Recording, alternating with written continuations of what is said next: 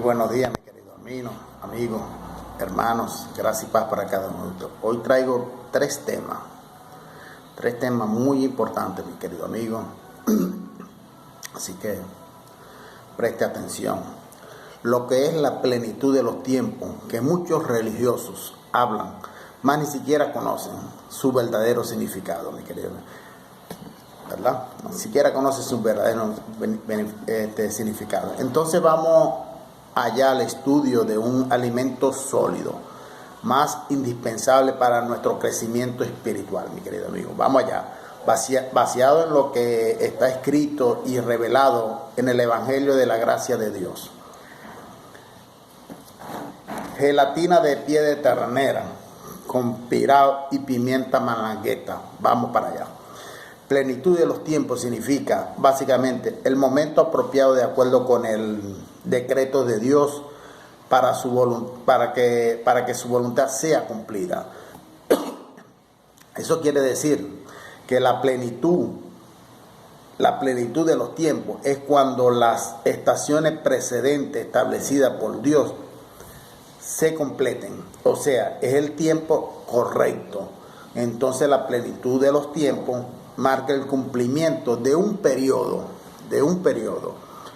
Hay dos textos en el Nuevo Testamento que tienen la expresión plenitud de los tiempos. En el primero está en la epístola de Gálatas. Vamos a Gálatas, capítulo 4, versículos del 3 al 5, que dice así: así también nosotros, cuando éramos niños, estábamos en esclavitud bajo los rudimientos del mundo. Pero cuando vino la plenitud del tiempo, Dios envió a su Hijo, nacido de mujer, nacido bajo la ley, para que redimiese a los que estaban bajo la ley, a fin de que recibiésemos la adopción de hijos. Ahora vamos para el segundo, Efesios 1, del 7 al 10. En quien tenemos redención por medio de su sangre, el perdón de pecados según la riqueza de su gracia, que hizo sobreabundar para con nosotros en toda sabiduría e inteligencia, dándonos a conocer el ministerio de su voluntad según su beneplácito, el cual se había propuesto a sí mismo, con mira a restaurar todas las cosas en Cristo, en la dispensación del cumplimiento de los tiempos, tanto las que están en los cielos como las que están en la tierra. La expresión plenitud de los tiempos, mi querido amigo, no es idéntica en los dos pasajes, no es idéntica, mas es semejante. En los pasajes la palabra, en los dos pasajes la palabra plenitud, traducido en griego, es pleroma, que significa aquello que es lleno. En sentido de tiempo, esa palabra denota consumación, cumplimiento, realización. Entonces, la diferencia entre los dos pasajes está en el término traducido por la palabra tiempo. En el texto de Gálatas, la palabra tiempo traducido al griego, cronos, que es usado generalmente para indicar el sentido cuantitativo y secuencial del tiempo. Este es el tiempo cronológico. Ya en el texto de Efesios, la palabra tiempo traducido al término griego es kairos, que significa que generalmente es aplicado para identificar el sentido cualitativo del tiempo, enfatizando el momento. Lo que sucede en la plenitud de los tiempos. ¿Qué es lo que sucede en la plenitud de los tiempos? Tanto en la carta de Gálatas como en la de los Efesios, el apóstol Pablo habla de la plenitud de los tiempos en conexión con el plano de redención. En el texto de Gálatas, la plenitud del tiempo significa el momento exacto, predeterminado con el Padre en su plano eterno, en el cual Cristo entró en el escenario de la historia humana. El verbo encarnó cuando todos los eventos preparatorios fueron cumplidos, significando que el largo periodo de tiempo, cronos, había llegado a su final. Eso quiere decir, mi querido amigo, que en buena hora el plano de Dios había sido establecido en la eternidad. Ese plano se concretiza en el tiempo cuando todo lo que fue establecido se completa. Ahí es posible entender también la corrección de los textos de Gálatas y Efesios, pues a los creyentes de Efesios, Pablo habla de la plenitud de los tiempos como si siendo el momento, el tiempo en que concretiza el plano eterno del Padre, de nuestro Padre Celestial, según su beneplácito de hacer concurrir en Cristo todas las cosas, tanto en los cielos como en la tierra, mis queridos. Entonces, la plenitud de los tiempos que ya aconteció con aquella generación, en aquella época, en aquel momento, en aquel periodo, ahí aconteció, mi querido amigo. Vamos al otro tema, contradiciendo la propia fe en la práctica.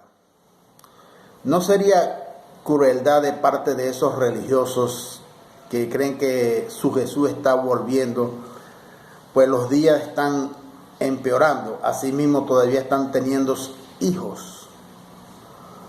Eso no contradice. ¿Ve que vemos lo que leímos en la primera parte de la plenitud de los tiempos, del momento, de aquella época, no de nuestra época? Si leemos 1 Corintios capítulo 7, versículo del 29 al 33, dice así: pero esto digo, hermanos, que el tiempo es limitado, resta pues que los que tienen esposa sean como si no la tuviesen, y los que lloran como si no llorasen, y los que se alegran como si no se alegrasen, y los que compran como si no poseyesen, y los que disfrutan de este mundo como si no lo disfrutasen, porque la apariencia de este mundo se pasa. Deseo, pues, que estéis sin congoja. El soltero se preocupa por las cosas del Señor, de cómo agradar al Señor. Pero el casado se preocupa por las cosas del mundo, de cómo agradar a su mujer, y está dividido. Los cristianos deben practicar el bautismo de agua en el nuevo pacto, mi querido amigo. Será así como lo hace la religión católica, la evangélica y la demás. Deben practicarlo. Vamos a racionar juntos sobre el bautismo en Cristo y el bautismo en agua que son practicados, ese ritual judaico que son practicados en este tiempo en esas religiones. Romanos 6:3, mira lo que dice: ¿o ignoráis que todos los que hemos sido bautizados en Cristo Yahshua hemos sido bautizados en su muerte? Oye, ahí en Romanos habla que nosotros ya nosotros ya, verbo pasado, fuimos bautizados en Cristo, o sea, a través de su muerte y la resurrección de Cristo. Nosotros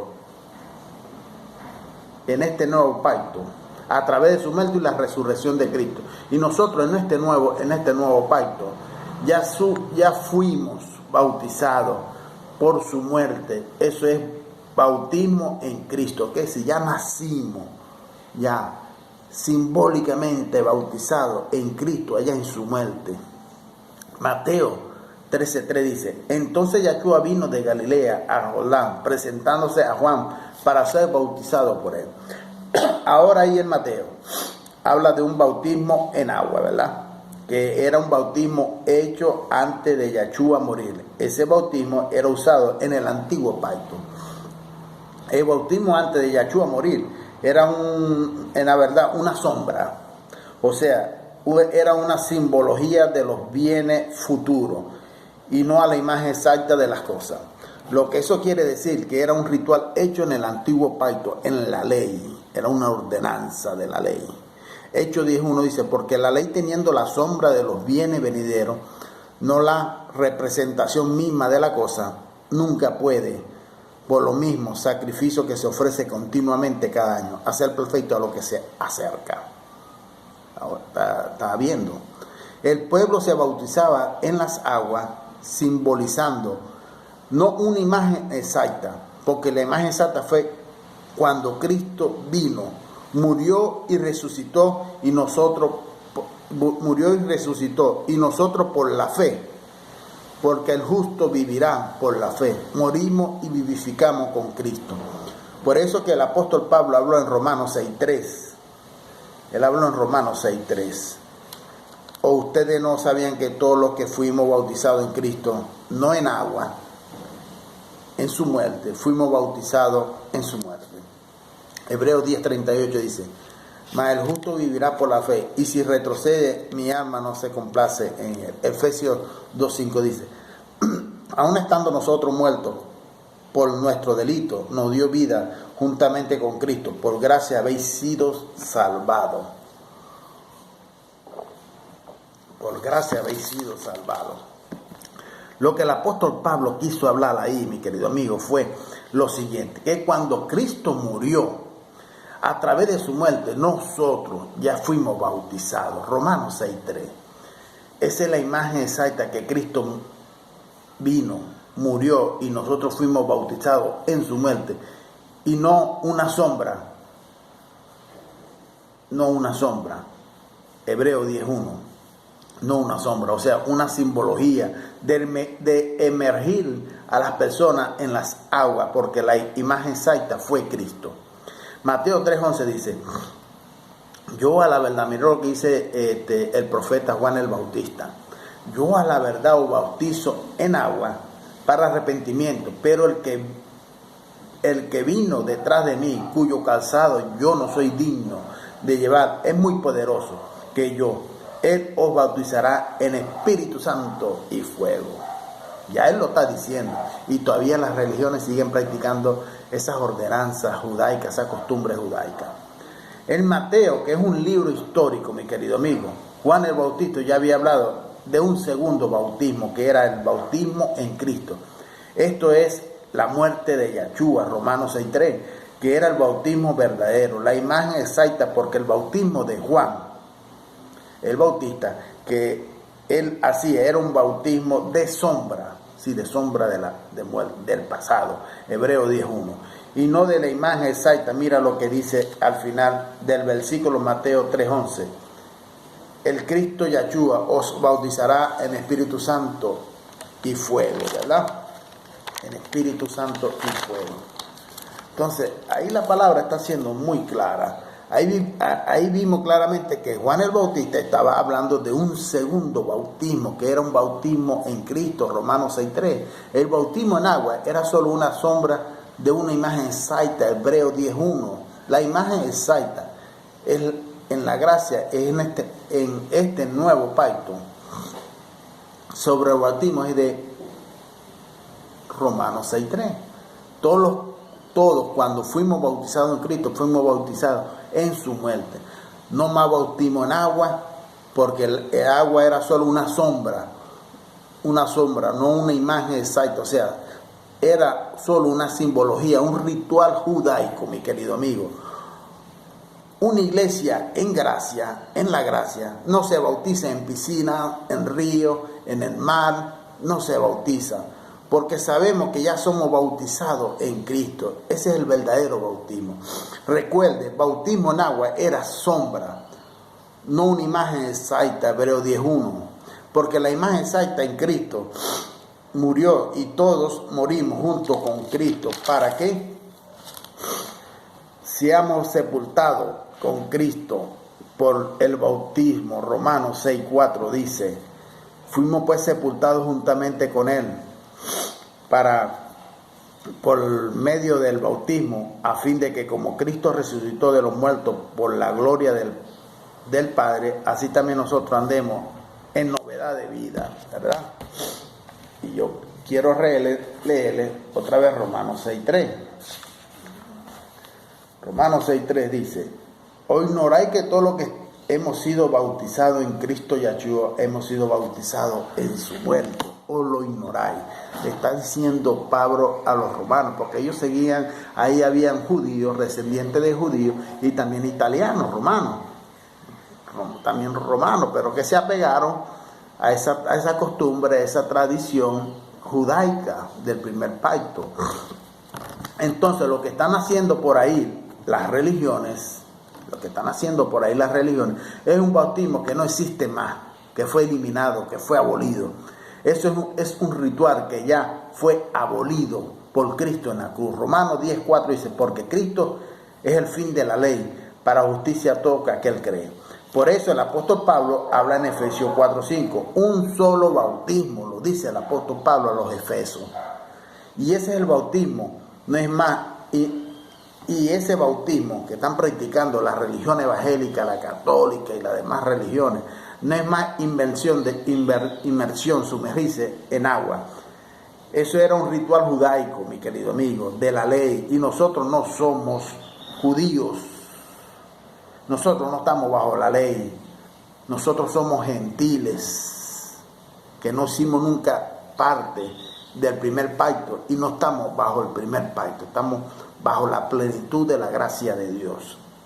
Y también no estamos debajo de la ley, mi querido amigo. Nosotros estamos debajo de la gracia. Recordándole, mi querido amigo, que el fin de la ley fue Cristo. Romanos 6:14 dice, porque el pecado no se enseñoreará de vosotros, pues no estáis bajo la ley, sino bajo la gracia. Romanos 6:4 dice, porque Cristo es el fin de la ley para la justicia de todo aquel que cree. Entonces vamos a raciocinar, mi querido amigo, a pensar. Si en este nuevo pacto, en gracia, no hay más ley judaica, porque el fin de la ley es Cristo, entonces también no hay más bautismos en agua, mi querido amigo. Hasta porque él habló, fue el propio apóstol Pablo, porque el apóstol Pablo habló por la revelación de Cristo, un solo bautismo que es el bautismo de Cristo. Entonces, mi querido amigo, eso que se te practica en la religión evangélica, de sumergirte en un tanque, en una piscina, en un río, en la playa, eso es bautismo del pasado. Ese era practicado, era una ordenanza de la ley y era practicado en el pasado. Eso era sombra de muerte. Sombra de muerte. ¿Ok? Entonces, deje de practicar eso. Eso no le agrada a Dios. A usted no lo va a salvar eso. Ya los salvos ya son escogidos antes del mundo. La sangre no se santifica. La carne no se santifica. La carne no se lava para ser salva, porque Dios no nos ve a través de la carne. Para Dios, para los ojos de Dios, nuestra carne está muerta. Él nos ve a través del Espíritu que está vivo. En el antiguo pacto, el Espíritu estaba muerto y la carne estaba viva. ¿Por qué? Porque la carne la ley necesitaba de la carne para ser cumplida en el antiguo pacto, mi querido amigo.